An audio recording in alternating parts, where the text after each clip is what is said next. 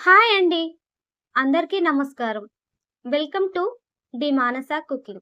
ఇవాళ నేను చేయబోయే హెల్తీ రెసిపీ మెంతాకు పెసరపప్పు అండి. ఈ మెంతాకు పెసరపప్పు అన్నంలోకి, చపాతీలోకి చాలా రుచిగా ఉంటుంది.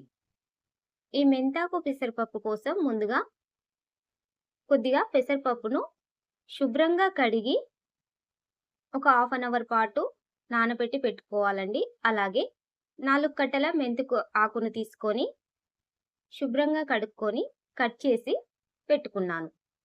ఇప్పుడు దీన్ని పక్కన పెట్టుకొని ముందుగా స్టవ్ ఆన్ చేసి గిన్నె పెట్టుకొని నూనె పోసి నూనె వేడెక్కనివ్వాలి. నూనె వేడయ్యాక ఆవాలు, జీలకర్ర వేసి అవి వేగాక ఇందులో కట్ చేసి పెట్టుకున్న 2 ఉల్లిపాయలను వేసుకొని ఉల్లిపాయలు మగ్గించుకోవాలి. ఉల్లిపాయలు మగ్గిపోయాయండి. ఇప్పుడు ఇందులో పావు టీ స్పూన్ పసుపు, హాఫ్ టీ స్పూన్ అల్లం వెల్లుల్లి పేస్ట్ వేసి అల్లం వెల్లుల్లి పేస్ట్ పచ్చిదనం పోయేలాగా కలుపుకుంటూ వేగనివ్వాలి. అల్లం వేగిపోయిందండి. ఇప్పుడు ఇందులో కట్ చేసి పెట్టుకున్న మెంతాకును వేసుకొని మొత్తం కలిసేలాగా కలుపుకొని మెంతాకును వేగనివ్వాలి. మెంతాకు వేగిందని తెలవడం కోసం మనకు మంచి స్మెల్ అనేది వస్తుందండి. అప్పుడు మెంతాకు వేగిపోయినట్టు. మీరు మా ఛానల్ ఫస్ట్ టైం చూసినట్టయితే ప్లీజ్ అండి లైక్ చేసి సబ్స్క్రైబ్ చేయండి. మా ఛానల్ని ఫాలో అవ్వండి.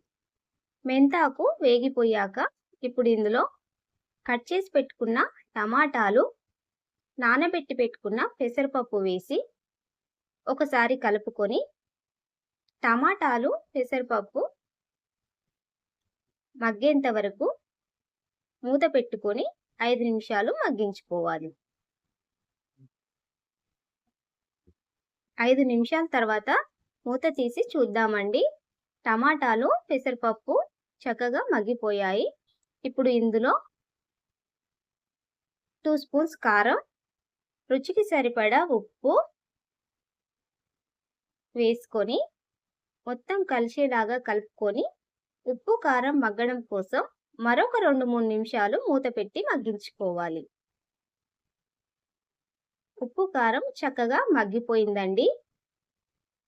ఒకసారి కలుపుకొని ఇప్పుడు ఇందులో గ్రేవీ కోసం కొన్ని నీళ్ళని పోసుకొని మరొక నిమిషం పాటు మూత పెట్టి ఉడికించుకోవాలి. ఇప్పుడు మూత తీసి చూద్దామండి. ఎంతో హెల్తీగా, టేస్టీగా ఉండే మెంతి ఆకు పెసరపప్పు రెడీ అయిపోయిందండి. ఇది రైస్‌లోకి, చపాతీలోకి చాలా రుచిగా ఉంటుంది. మీరు ట్రై చేసి మీకెలా వచ్చిందో కామెంట్ చేసి చెప్పండి. అలాగే మీ ఫ్రెండ్స్ అండ్ రిలేటివ్స్‌కి ఈ రెసిపీని షేర్ చేయండి. ఇలాంటి మరిన్ని వీడియోస్ కోసం మా ఛానల్ని లైక్ చేసి సబ్స్క్రైబ్ చేయండి. Thank you for watching.